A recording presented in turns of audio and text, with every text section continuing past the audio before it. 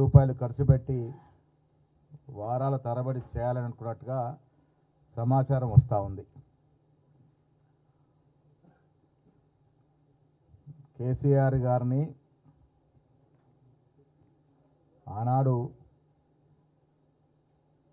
ఉద్యమం తీవ్రంగా నడుస్తున్న సమయంలో ప్రజల యొక్క సెంటిమెంట్ని అడుగడుగున వాడుకున్నట్టు రోజుల్లో తెలంగాణ కోసం దీక్ష చేస్తున్నట్టుగా దీక్ష మొదలుపెట్టి ఆసుపత్రిలో చేరి నిమ్స్లో 3/12/2009లో చేరి 11/12/2009లో డిశ్చార్జ్ అయినారు. ఇలా వాళ్ళు గొప్పగా చెప్పుకొని దీక్షా దివస్ పేరిట మళ్ళీ కొంత సెంటిమెంట్ని రాజేసే ప్రయత్నం చేస్తున్న తరుణంలో నేను ముందుకు రావడం జరిగింది. కాదు అదర్వైజ్ ఇది ఎప్పుడు 2009లో ముగిసిన అధ్యాయం, దాని గురించి మాట్లాడాల్సిన అవసరం లేదు. ఆనాడు ఏ రకంగా దీక్ష జరిగింది, ఆనాడు కూడా మా ఉత్తమ్ కుమార్ రెడ్డి గారు, రేవంత్ రెడ్డి గారు ఆధారంతో బయటపెట్టినా ప్రజలు నమ్మలేదు. ఎందుకంటే ఆ దీక్ష చేసిన సమయం అటువంటిది, బాగా సెంటిమెంట్ ఉరుతున్న సమయం. కేసీఆర్ గారు దీక్ష చేశారు, పులి నోట్లో తలబెట్టారు కాబట్టి తెలంగాణ వచ్చిందట. కేసీఆర్ గారు చేసిన దీక్ష అదొక నాటకం. దీక్ష వల్ల తెలంగాణ రాలే, తెలంగాణ సోనియా గాంధీ వల్ల వచ్చింది. దీక్ష 3 నుంచి 11 8 రోజుల్లో దీక్ష విరమణ చేశారు, పలాయనం చిత్తగించారు. అప్పుడు ఉస్మానియా యూనివర్సిటీ మొదలుకొని అన్ని యూనివర్సిటీల విద్యార్థులు, యువకులు, అందులోనూ దళిత బిడ్డలు, బీసీ, ఎస్సీ, ఎస్టీ బిడ్డలు ఉద్యమాన్ని చేపట్టిన సందర్భం. ఈ బిడ్డల యొక్క ఉద్యమాన్ని చూసి చలించి సోనియా గాంధీ గారు తెలంగాణ ఇచ్చినారు. మరి దీంట్లో కేసీఆర్ గారి పాత్ర ఏంటో, బీఆర్ఎస్ నాయకుల పాత్ర ఏంటో తెలుసుకోవాలి.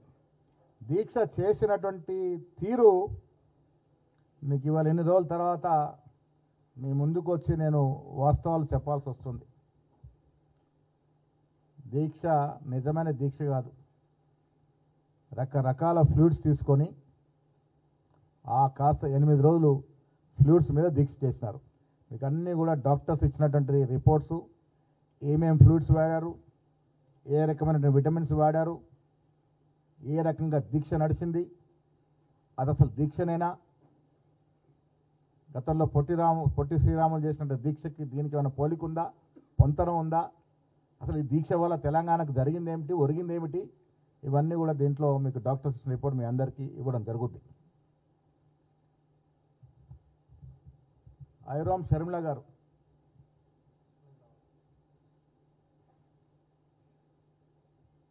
పదహారేళ్ళు ఫ్లూయిడ్స్ తీసుకొని దీక్ష చేశారు. ఇది దీక్షలంటే నిజమైన దీక్ష, ప్రాణాలకు సైతం లెక్క చేయకుండా దీక్ష చేసిన తీరు. 16 సంవత్సరాలు ఐరామ్ షర్మిల గారు, ప్రపంచ రికార్డ్ ఇది. మీరు దీక్షలు నిజమైన దీక్ష, దేశభక్తి కోసం దీక్ష చేసినట్టుగా చేసి ఆ దీక్షను మధ్యనే విరమిస్తే క్రోధోక్తులైనటువంటి విద్యార్థి లోకం, యువకులు, దళిత బీసీ బిడ్డలు త్యాగాలు చేసి ప్రాణార్పణ చేస్తే తెలంగాణ వచ్చింది. ఆయన స్టేట్మెంట్, చివరి వరకు వదలము, 4 లక్షల మంది చచ్చినా తెలంగాణ పోరు ఆగదు. ఎవరు చచ్చిండ్రు? కేసీఆర్. ఏ బిడ్డలు చచ్చిండ్రు? కేసీఆర్ కుటుంబంలో కానీ చుట్టూ పరిసర దూర బంధువుల్లో కానీ ఎవరన్నా చనిపోయినరా? చచ్చింది మళ్ళీ బడుగులే కదా. చచ్చిపోయింది ఎవరు? దళితులు, బీసీలు, ఎస్టీలు, ఎస్సీలు. వాళ్ళ త్యాగం వల్ల కదా తెలంగాణ ఆవిర్భవించింది. ఫ్లూయిడ్స్ వాడుకొని 8 రోజులు కూడా దీక్షలు వేసిన పరిస్థితి. 16 ఏళ్ళు అయం శర్మల చేస్తే 8 రోజులకి దీక్ష విరమించడం కాకుండా విద్యార్థులు తెచ్చగొట్టి ఎంతమంది ప్రాణాలు బలిగొన్నారు. ఆనాడు జరిగినటువంటి ఆత్మహత్యల పరిస్థితి ఏంది? లోతుగా వాటి మీద అధ్యయనం చేస్తే అసలు వాస్తవాలు బయటకు వస్తే మీ పరిస్థితి ఏంటి? ఏ రకంగా ఉద్యమాన్ని దిగజారి వాడుకున్నారు? వాడుకోవడమే కాకుండా ఆ దళిత బిడ్డలు, గిరిజనుల బిడ్డలు, బీసీ బిడ్డలు ప్రాణార్పణం చేస్తే వచ్చిన తెలంగాణని 10 ఏళ్ళుగా మీరు దోచుకున్న తీరు ప్రజలు మర్చిపోలే. తండ్రి ఒక దిక్కు, కొడుకు ఒక దిక్కు, మేనలుడు ఒక దిక్కు, సడ్డకుని కొడుకు ఒక దిక్కు, బిడ్డ ఒక దిక్కు, చుట్టాలు ఒక దిక్కు, తాబేదారులుగా ఉన్నటువంటి ఆనాడు మంత్రులు, ఎమ్మెల్యే ఒక దిక్కు. ఏ రకంగా తెలంగాణ ఎన్ని రకాలుగా దోచుకున్నారో తెలంగాణ ప్రజలు మర్చిపోలే. ఇంత తెలంగాణ దోపిడీ గురి చేసి 7.5 లక్షల అప్పు చేసి పలాయనం చిత్తగించేలా ఫామ్ హౌస్కి పరిమితమైతే మళ్ళేదో దీక్షల పేరిట ₹1 కోట్ల ఖర్చు పెట్టి ఉనికిని చాటుకునే ప్రయత్నం చేస్తూ ఉన్నారో తెలంగాణ ప్రజలు తిరస్కరిస్తారు. గుర్తుపెట్టుకోండి. 2003 అసెంబ్లీ ఎన్నికలు ఏ రకంగా తిరస్కరించినారో, పార్లమెంట్ ఎన్నికలు ఏ రకంగా 0 సీట్లు ఇచ్చినారో, మొన్న జూబ్లీ హిల్స్ ఎలక్షన్లో ఏ రకంగా బుద్ధి చెప్పినారో అదే గతి కంటిన్యూ అవుతుంది. నేను రిపోర్ట్లన్నీ కూడా కేటీఆర్ కూడా పంపిస్తా ఉన్నా, చదువుకోండి. మీరు ఈ దీక్షలు చేసిన తీరు తెన్నులు, డాక్టర్స్ ఇచ్చిన రిపోర్ట్లు ఇవన్నీ కూడా మీకు కూడా పంపిస్తాం, చదువుకోండి. ఇంకా ఈ దీక్షా దివస్లు, ప్రజల్ని మభ్యపెట్టే కార్యక్రమాలు మానుకోండి. మీకు మన చిత్తశుద్ధి ఉండి నిజంగా చేయదలుచుకుంటే సోనియా గాంధీ గారు ఫోటో పెట్టుకొని ఈ వారం రోజులు పాలాభిషేకాలు చేయండి. ప్రాణ అర్పించినటువంటి త్యాగదనులకి నివాళులు అర్పించండి.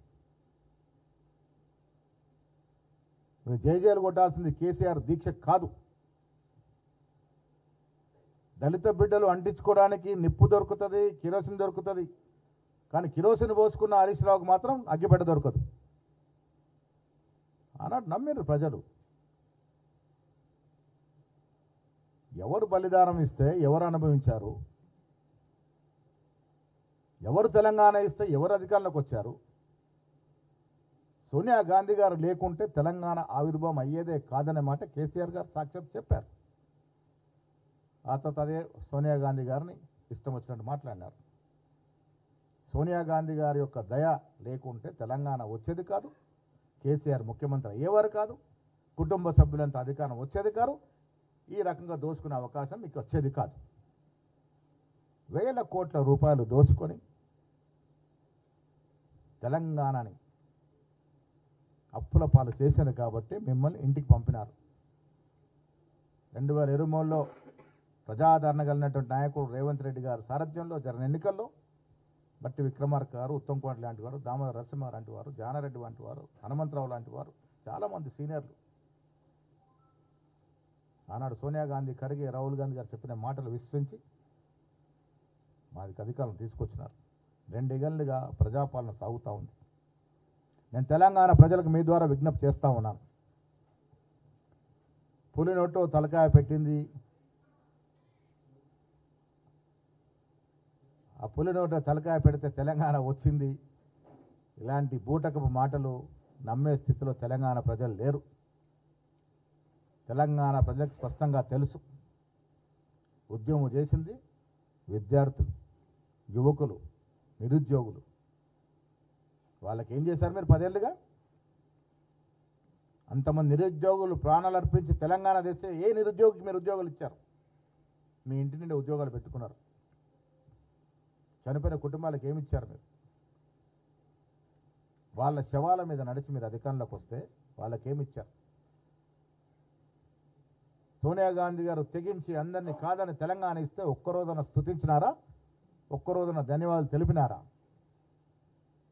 ఇప్పటికైనా బుద్ధి తెచ్చుకొని ఈ దీక్షా దివస్లు మాని సోనియా గాంధీ గారి యొక్క పూలపటానికి పాలాభిషేకాలు చేయండి.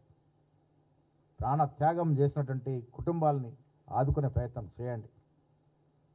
వారికి నివాళులు అర్పించే ప్రయత్నం చేయండి. మీరు చేసిన దీక్షలు ఎలాంటివో, ఏ రకమైన దీక్షలో ప్రజలకు తెలుసు. సర్టిఫికెట్లు, ప్రూఫ్లతో సహా నేను మీకు పంపిస్తా ఉన్నాను, చదువుకోండి. ఇప్పటికైనా ఇవన్నీ మానుకొని ఆ దీక్షా దివస్ మీరు కోట్ల రూపాయలు పెట్టినా వచ్చేదేమి ఉండదు. ప్రజలు బాగా తెలివైన వారు, తెలంగాణ ప్రజలు విఘ్నులు. మిమ్మల్ని ఆదరించే పరిస్థితే ఉండదు ఈ రాష్ట్రంలో. ఒకరు త్యాగం చేస్తే ఒకరు అధికారం అనుభవించారు. అధికారంలోకి వచ్చి రాష్ట్రాన్ని అన్ని రకాలుగా దోచుకున్నారు. ఆ దోచుకున్న డబ్బుతో ఇవాళ రాజకీయాలు చేయాలనుకుంటా ఉన్నారు. మీ కుటుంబంలో తగాదాలు ఎందుకు వచ్చాయో రాష్ట్ర ప్రజలకు తెలియదా? దోచుకున్నది పంచుకోవడంలో వచ్చిన తేడాల వల్లనే కదా కుటుంబంలో తగాదాలు వచ్చాయి. ప్రజలకు స్పష్టంగా కనబడుతూ ఉన్నాయి. ఇలా కేసీఆర్ గారు ఫామ్ హౌస్ పరిమితమైతే హరీష్ రావు ఒక దిక్కు, కేటీఆర్ ఒక దిక్కు, కవిత ఒక దిక్కు, పంచుకున్న వాటాలు సరిగా చిక్కక బజార్న పడి మాట్లాడుకున్న తీరు ప్రజలు గ్రహిస్తూ ఉన్నారు. దీక్షా దివసులకు ఇంకా ప్రజాదరణ ఉండదు కాక ఉండదు. బీఆర్ఎస్ పార్టీకి ఈ రాష్ట్రంలో ఉనికి మళ్ళీ రాదుగాక రాదు. ఈ రాష్ట్రాన్ని ఎన్ని రకాలుగా అభివృద్ధి సంక్షేమిస్తున్న కాంగ్రెస్ పార్టీ ఇవాళ వాస్తవాలతో బయటకు రావాలని మేము ముందుకు వచ్చాం. మీకు కూడా కాయిదాలు ఇస్తాం. దీక్షల వల్ల, కేసీఆర్ దీక్ష వల్ల తెలంగాణ రాలే. ఎస్, కేసీఆర్ ఉద్యమంలో కేసీఆర్ పాత్ర ఉంది, అంటే అనుమానం లేదు. కానీ కేసీఆర్ వల్లే తెలంగాణ వచ్చిందని మీరు చెప్పుకునే ప్రయత్నం చేస్తూ ఉన్నారు. అది ప్రజలు సహించరు, ప్రజలు ఒప్పుకోరు.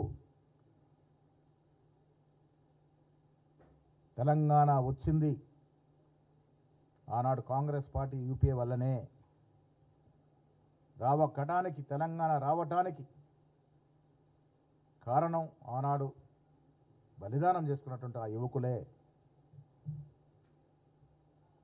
దీంట్లో ఇలా మీ పాత్రను చెప్పుకునే ప్రయత్నం చేస్తే తెలంగాణ ప్రజలు సహించరు. దీక్షా దివసులు మాని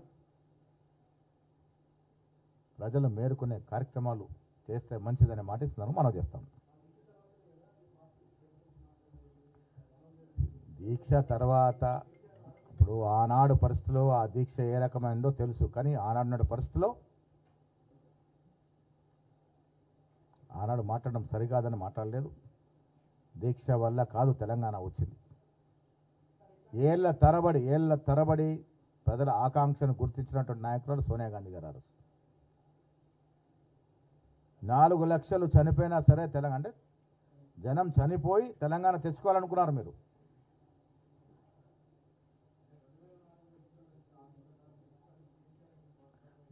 ఒక రాష్ట్రము క్రియేట్ కావాలంటే ఆషామాషి కాదు. అన్నదమ్ములు ఆస్తులు పంచినంత సులభం కాదు. ఒక రాష్ట్రం నుంచి విడదీయాలంటే అక్కడ సెంటిమెంటు, కథ, కారకాన ఇదంతా కూడా పెద్ద ఎక్సర్సైజ్ చేయాల్సిన అవసరం ఏర్పడింది. కాబట్టి తెలంగాణ వచ్చిన తర్వాత చాలామంది భయపడ్డారు. ఆనాడు ముఖ్యమంత్రి కిరణ్ కుమార్ రెడ్డి గారు సమర్థవంతంగా ఎదుర్కోగలిగినాడు. నిజంగా కూడా ప్రాపర్ ప్రొసీజర్, ప్రాపర్ ఎక్సర్సైజ్ లేకుండా చేసిండుంటే ఇంకా ప్రాణ నష్టం జరిగేది ఆంధ్ర ప్రాంతంలో. కాబట్టి దానికి చాలా సుదీర్ఘంగా ప్రణాళికలు చేసి పద్ధతి ప్రకారం తెలంగాణ ఇవ్వడం జరిగింది. కేసీఆర్ గారు నాకు తెలిసి వీళ్ళందరికన్నా కొద్దిగా దూరదృష్టితో ఆలోచిస్తాడు. కాబట్టి తెలంగాణలో ఇంకా మనకు నూకలు చెల్లిపోయినాయి, ఇంకా బయటకు వచ్చి నేనేం చేయాలి, బీఆర్ఎస్ ముగిసిన శకం అని కేసీఆర్ గారికి బాగా తెలుసుంటుంది. మరి అప్పుడెప్పుడో చేసిన దీక్షను ఇయ్యలేదో పని కట్టుకొని దీక్ష దివస్ చేసి ఉద్యమాలు ఉత్సవాలు జరిగిన కార్యక్రమాలకు ఉత్సవాలు చేసుకుంటే అర్థం లేదు, అర్థం ఉంది. ఇప్పుడు మేము ఇచ్చిన కార్యక్రమాలు, మేము చేసిన విజయవంతమైన కార్యక్రమాలు కొంచెం ఉత్సవాలు చేస్తూ ఉన్నాం. మీరు 10 ఏళ్ళుగా ఏం చేశారో దానికి ఉత్సవాలు చేయండి, మేము సంతోషిస్తాం. 10 ఏళ్ళలో మీరు ఏం చేశారు, ఎవరికి ఎన్ని ఉద్యోగాలు ఇచ్చారు, ఈ రాష్ట్రం ఏ రకంగా అభివృద్ధి చెందింది, కేంద్రం నుంచి ఎన్ని లక్షల కోట్లు తీసుకొచ్చినారు, విదేశీ పెట్టుబడులు ఎన్ని లక్షల కోట్లు తీసుకొచ్చి, ఇవన్నీ చెప్పి ఉత్సవాలు చేసుకోండి, సంతోషం.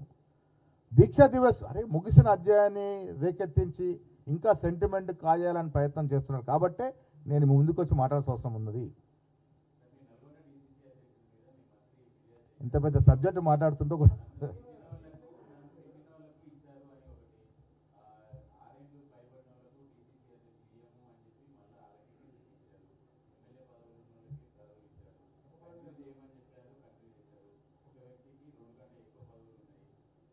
ఒకటొకటిగా చెప్తాను. 5 ఏళ్ళు క్రైటీరియా ఎక్కడ డిబేట్ కాలే. ఆత్రం సుగుణ 5 ఏళ్ళు పార్టీ అంటే 5 ఏళ్ళు పార్టీలో వేరొక పార్టీకి పోయి వస్తే ఆ నిబంధన లేదు. 5 ఏళ్ళు వేరే పార్టీకి పోకుండా నిరాటకంగా ఉండాలి, అది దాని అర్థం. సుగుణ గారు ఉద్యోగం వదిలేసి రాజకీయాలు కొత్తగా వచ్చారు, ఆవిడకి ఆ కండిషన్ వర్తించదు కానీ వేరే పార్టీకి పోయి రాలే. ఇవాళ చాలామంది సీనియర్లు ఇలా ఎమ్మెల్యే శ్రీశైలం గౌడ్ కావచ్చు, రాజేష్ రెడ్డి ఎమ్మెల్యే కావచ్చు, వీళ్ళందరూ కూడా వాళ్ళని చేయాలని చాలామంది ప్రపోజ్ చేసిన 5 ఏళ్ళ కండిషన్ వర్తించింది కాబట్టి చాలామందికి రాలేదు. అది ఆ కండిషన్ ఎక్కడ డిబేట్ కాలే. మీరన్నది ఎమ్మెల్యే పదవులు నేను ముందే క్లారిఫై చేశాను. ఎమ్మెల్యేలు గతంలో కూడా డీసీ అధ్యక్షులుగా ఉన్నారు, భవిష్యత్తులో కొంతమంది వస్తారు, ఎమ్మెల్యేకి అది వర్తించిన మాట చెప్పాము. కార్పొరేట్ చైర్మన్లు కొంతమంది వచ్చాయి, ఎస్ నెక్స్ట్ రెన్యువల్లో వారికి రాదు, డీసీ ప్రెసిడెంట్గా మిగులుతారు వాళ్ళు, అది క్లారిటీ. ఇంకోటి అడిగింది మీరు 5 ఏళ్ళు ఉన్నోళ్ళు కాదు, 2.5, 3 ఏళ్ళు, 4 ఏళ్ళు ఎవరితో 5 ఏళ్ళు కంప్లీట్గా టెన్యూర్ కంప్లీట్ చేస్తే వాళ్ళని మార్చడం జరిగింది. 3.5, 4 ఏళ్ళు చేసిన వాళ్ళకి 3 ఏళ్ళకు పైబడితేనే మార్చాము, 3 ఏళ్ళ లోపల వాళ్ళకి మార్చడం జరగలేదు. తర్వాత నల్గొండ డీసీసీ అధ్యక్షుడు కోమటిరెడ్డి గారిని కలిసినారు, వివరణ ఇచ్చినారు. అది 3 ఏళ్ల క్రితం మాట్లాడినటువంటి వీడియో, అది ఆనాడు ఎన్నికలు జరుగుతున్న తరుణంలో మాట్లాడిన వీడియో, అది మాట్లాడడం తప్పు. దాన్ని పీసీ అధ్యక్షుడు నేను కూడా సమర్థించాను. కానీ కోమటిరెడ్డి గారిని కలిసి నేను వివరణ ఇచ్చినాను, బహిరంగ క్షమాపణ చెప్పినాను, వారిని అన్నీ కూడా వివరంగా మాట్లాడి వచ్చినానన్నమాట ఇందాక నాకు కలిసి చెప్పడం జరిగింది. ఆయన మాట్లాడిన తీరును నేను కూడా సమర్థించను. కానీ అది 3 ఏళ్ళకి జరిగినటువంటి వీడియో, ఆయన నియామకం కూడా అక్కడ ఉన్నటువంటి సీనియర్లు, మెజార్టీ సీనియర్లు చెప్పిన దాని ప్రకారం జరిగినట్టుగా మాకు, ఎందుకంటే మేము ఈ ప్రక్రియలో ఎక్కడో కూడా నేను కానీ ముఖ్యమంత్రి గారు ఇన్వాల్వ్ కాలే, ఫలానా చోట ఫలానా అధ్యక్షుని చేయమని చెప్పలే. ఇవన్నీ కూడా అబ్జర్వ్ తీసుకున్నటువంటి ఇన్ఫర్మేషన్ ప్రకారమే నియామక ప్రక్రియ ఏసీ చేపట్టింది. మంత్రిగా ఉన్నారు కాబట్టి ముఖ్యమంత్రికి రాసి మాకు కాపీ పెట్టాడు, సీఎంకి రాసి మాకు కూడా కాపీ పంపినాడు.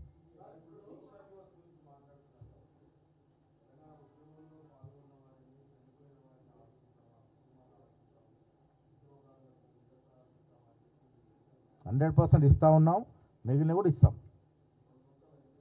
వాళ్ళు 10 ఏళ్ళలో ఇచ్చిన ఉద్యోగాల సంఖ్య ఎంత? మనం తెలంగాణ తెచ్చుకుందే నిరుద్యోగ నిర్మూలన కోసం. మా ఉద్యోగాలను ఆంధ్ర ప్రాంతానికి పోతున్నాయినా తెలంగాణ ఉద్యోగం మొదలైంది. ఉద్యోగం మొదలైంది ఎక్కడ? నీళ్లు, నిధులు, నియామకాలు అటుకెక్కిచ్చారు. కుటుంబ సభ్యులంతా ఉద్యోగాలు చేరారు తప్ప చనిపోయిన కుటుంబాలకు ఉద్యోగాలు రాలే. నిధులు ఏ రకంగా జరిగాయో, ఏ రకంగా అన్యాక్రాంతం మనం చూసాం. నీళ్ళ దోపిడీ ఏ రకంగా జరిగిందో చూసాం. నిధులు ఎక్కడుండి నిర్వర్తించారు వారు? సెక్రటరీకి వచ్చిన పాపన పోలే. సో ఇవన్నీ కూడా డిబేట్ అని పక్కదారి పట్టినాయి కాబట్టి ప్రజలు, విజ్ఞులు కాంగ్రెస్ పార్టీని తీసుకొచ్చారు. 10 ఏళ్ల తర్వాత అయినా ఇచ్చిన పార్టీ కాంగ్రెస్ కాబట్టి జాగ్రత్తగా చూసుకునే ఉద్దేశంతో మమ్మల్ని గెలిపించడం జరిగింది. ఆనాడు ప్రజాదరణ ఉన్నటువంటి నాయకుడు రేవంత్ రెడ్డి ముఖ్యమంత్రి అయ్యారు. ఈ 2 ఏళ్లుగా మేము ఇచ్చినటువంటి సంక్షేమం కానీ అభివృద్ధి కానీ, వాళ్ళు 10 ఏళ్ళలో 1:5 10 ఏళ్ళు వాళ్ళు ఇచ్చిన సంక్షేమం కానీ అభివృద్ధి మీద చర్చకు ఎవరు వస్తారంటే వారికి వెల్కమ్. చర్చ పెట్టుకుందాము, చర్చకు సిద్ధం.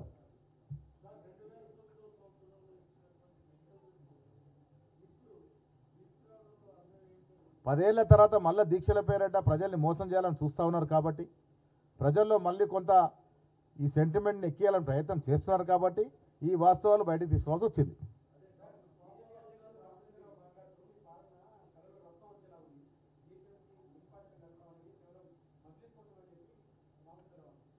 బీజేపీ పార్టీ ఆయన ఏ స్థాయి నాయకుడైనా కానీ, అది బీజేపీ కార్పొరేటర్ స్థాయి నుంచి కిషన్ రెడ్డి వరకు రోజు మజిలీ జపం చేయండి. పాపం వాళ్ళకి బ్రేక్ఫాస్ట్ పోదు. వాళ్ళు బ్రేక్ఫాస్ట్ తినే ముందు, తర్వాత డిన్నర్ తర్వాత రోజు ఒకసారి ఓవైసీ గారిని తలుచుకుంటారు. దానికి మనం ఏం చేద్దాం? ముస్లింలు సమాజంలో భాగమా కాదా? మేము సెక్యులర్ భావాలు ఉన్నటువంటి పార్టీ, అందరూ భాగం దీంట్లో.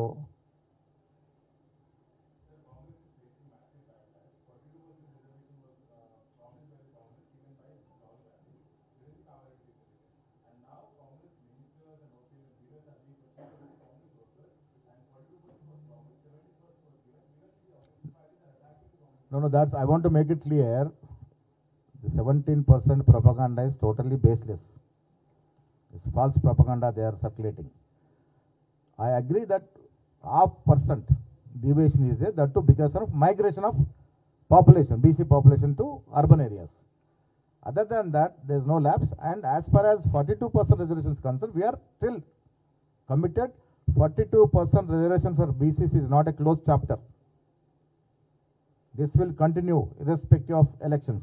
Elections, we are compelled to go for election because of High Court's decision. And moreover, there is uncertainty at the ground level. Without sarpanch, without proper leadership, we are unable to function, we are unable to process the schemes to common people. So that is the reason, as per the direction of the High Court and the ground level report, we are going for sarpanch elections. As far as MPTs and ZPTs elections are concerned, we will obey the court order. We are still trying to pursue the matter. Yesterday, our Deputy Chief Minister, Mr. Bhatti Vikramaka, had a meeting of all party MPs. In that, priority agenda was BC reservation, 42% reservation. Very soon, we are going to seek an appointment to the Prime Minister, demanding the approval of 42% reservation for BCs, wherein we have passed 2 bills. We request Union Government to amend and pass those bills and include into 9th schedule.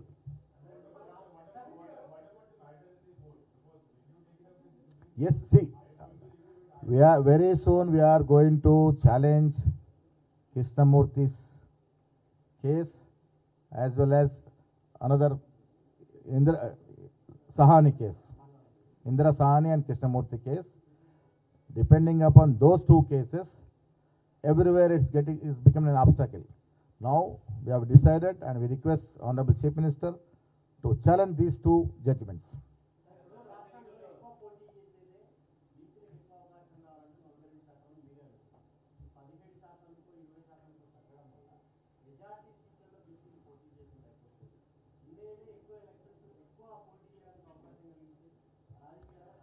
నేను morning పొద్దున నేను ఆలేరు బీర్ల ఐలే గారు నాకు మాట్లాడినారు.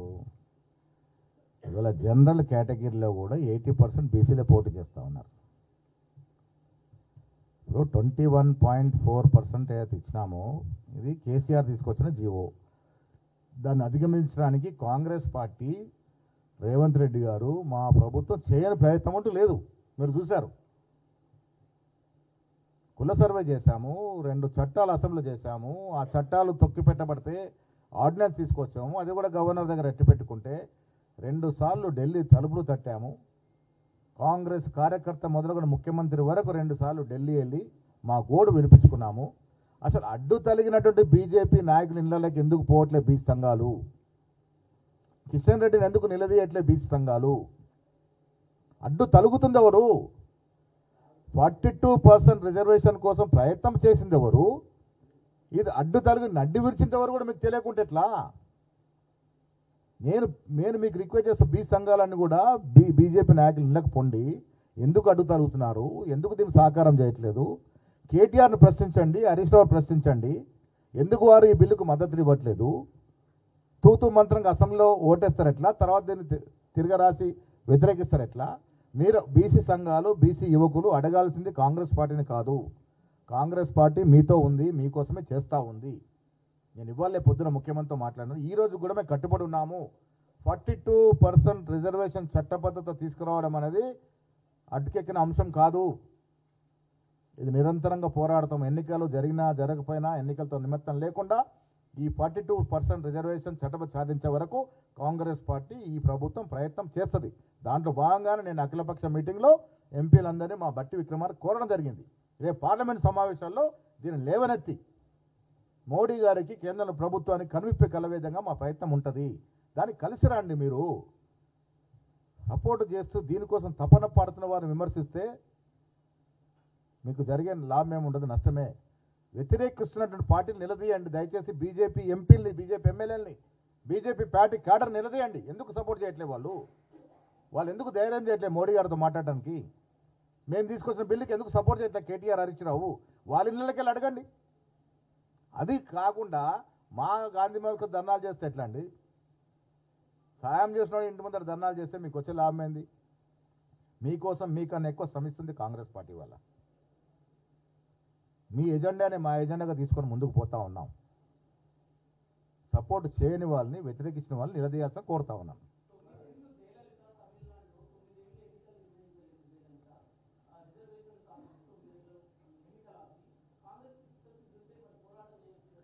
ఇప్పుడు ఎన్నికలు ఆపడానికి కూడా కొంత సమయం ఉంటుంది.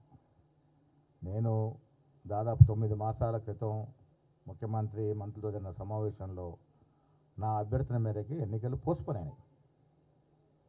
ఇది వాస్తవం. 9 నెలలు పోస్ట్పోన్ చేస్తాం. అంతలోపు మేము చేయని ప్రయత్నం అంటూ లేదు కదా. ఈ 9 మాసాల్లో అసెంబ్లీలో చట్టాలు తెచ్చాం. ఎక్కడ ఆగినాయి? గవర్నర్ దగ్గర ఆగినాయి. గవర్నర్ ఎవరి చేతిలో ఉంటుంది? గవర్నర్ వ్యవస్థ కేంద్ర ప్రభుత్వం చేతిలో ఉంటుంది. కేంద్ర ప్రభుత్వంలో ఎవరున్నారు? బీజేపీ నాయకుడు, బీజేపీ పార్టీ ఉంది. దానికి అధిగమించిన ఆర్డినెన్స్ తీసుకొచ్చాం. అది కూడా గవర్నర్ దగ్గర పెండింగ్లో ఉంది. ఢిల్లీకి పోయాము, పోరాడాము. ఈ 9 నెలలు చేయాల్సిన ప్రయత్నం అంతా చేశాము. కానీ గ్రామీణ స్థాయిలో సరైన సర్పంచ్ వ్యవస్థ లేకపోవడం వల్ల పరిపాలన స్తంభించబడతా ఉంది, అస్తవ్యస్తం అవుతా ఉంది. కాబట్టి కనీసం సర్పంచ్ ఎన్నికలను జరుపుకుందాం ఉద్దేశం సర్పంచ్ ఎన్నికలు పోతా ఉన్నాం. ఎంపీటీసీ, జడ్పీటీసీ ఎన్నికలు అనేది ఇంకా కోర్టు నిర్ణయం వచ్చిన తర్వాత ఫర్దర్ ఏం చేయాలో ఆలోచిస్తాం.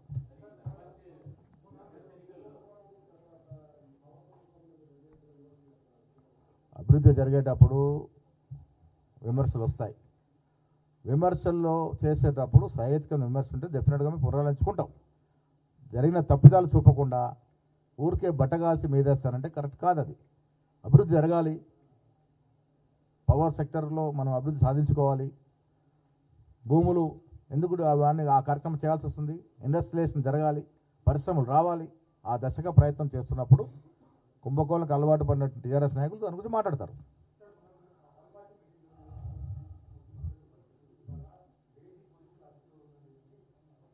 ఎవరు పోలీసు అదుపులో ఉన్నారు? దేవ్జీ. దాంట్లో కూడా క్లారిటీ. నేను ఆ రోజు చెప్పినటువంటి మాట సిపిఐ చేసిన రౌండ్ కాన్ఫరెన్స్లో మాట్లాడినట్టు తీరు. నేను ఇవాళ మాట్లాడుతున్నట్టు వ్యవస్థలు సమాజంలో ఉన్నటువంటి పరిస్థితులకు అనుగుణంగా మాట్లాడుతూ ఉన్నాను. నేను మీ ద్వారా తెలంగాణ ప్రజలకు రాష్ట్రం నేనే నక్సలైట్ బాధితుడిని. నా యవ్వనము, నా వాస్తులు పోయినాయి నక్సల్ మూమెంట్ జరిగినప్పుడు. బట్ ఇవాళ పరిస్థితులు మారినాయి. నేను అన్నదల్లా ఏంటంటే కాంగ్రెస్ పార్టీ ఏ రకమైనటువంటి హింసను యాక్సెప్ట్ చేయదు, సమర్థించదు. నక్సల్స్ వల్ల కూడా కొన్ని వేల మంది ప్రాణాలు పోయినాయి. దాన్ని కూడా మేము ఖండిస్తాము. ఇలా పోలీసుల వల్ల కూడా కొంత నక్సల్స్ చనిపోతూ ఉన్నారు. లా అండ్ ఆర్డర్ ప్రకారం మీరు తీసుకోవాల్సిన చర్యలు తీసుకోండి, దాంట్లో ఏమి అభ్యంతరం లేదు. కానీ నేను అన్నది ఏంటంటే మావోయిస్ట్ నాయకులు హిడిమా కానీ, ఇలా గణపతి గారు కానీ, మల్లోజులు కానీ వీళ్ళంతా కూడా పంతా వేరైనా ప్రజాసేవ కోసం వాళ్ళు కొంత సాక్రిఫైస్ చేశారు. వాళ్ళు ఎప్పుడైతే సరెండర్ అవ్వాలనుకుంటున్నారో, జనజీవన స్రవంతిలోకి రావాలనుకుని ప్రజా జీవితంలోకి రావాలనుకున్నప్పుడు ఆయుధాలు విడిచిపెట్టి ఆయుధాలతో పాటు సరెండర్ అవుతామనుకున్నప్పుడు మీరు అవకాశం ఇవ్వాలా వద్దా? ఆ అవకాశం ఇవ్వట్లేదు కాబట్టి దాన్ని ఆక్షేపించినాను. ఇవాళ నేను కూడా చెప్తా ఉన్నాను, మా రేవంత్ రెడ్డి గారి నేతృత్వ ప్రభుత్వంలో ఇక్కడ ఎవరు వచ్చి సరెండర్ అవుతానన్నా సరెండర్ చేసుకుంటామనే మాట ముఖ్యమంత్రి గారు చెప్పినారు. నేనేమంటానంటే హింస ఎవరు కూడా సమర్థించరు. కాంగ్రెస్ పార్టీ అంతకన్నా సమర్థించదు. అది నక్సల్ జరిపే హింస కావచ్చు గతంలో, ఇప్పుడు పోలీసు జరిపే హింస కావచ్చు, దేన్ని కూడా కాంగ్రెస్ పార్టీ సమర్థించదు. కానీ నిర్ద్వందంగా వచ్చి ఆయుధాలు వదిలి మేము సరెండర్ అవుతాను అనుకున్నప్పుడు అవకాశం ఇవ్వాలనేది మా యొక్క అభ్యర్థన. సరెండర్ అయ్యే ప్రక్రియ జరుగుతున్నప్పుడు దాంట్లో మేము ఇన్వాల్వ్ అయ్యేది ఉండదు. మీరన్నది నాకు సమాచారం లేదు. మీరైతే అదుపులో ఉన్నారంటున్నారో ఆ సమాచారం మా దగ్గర లేదు.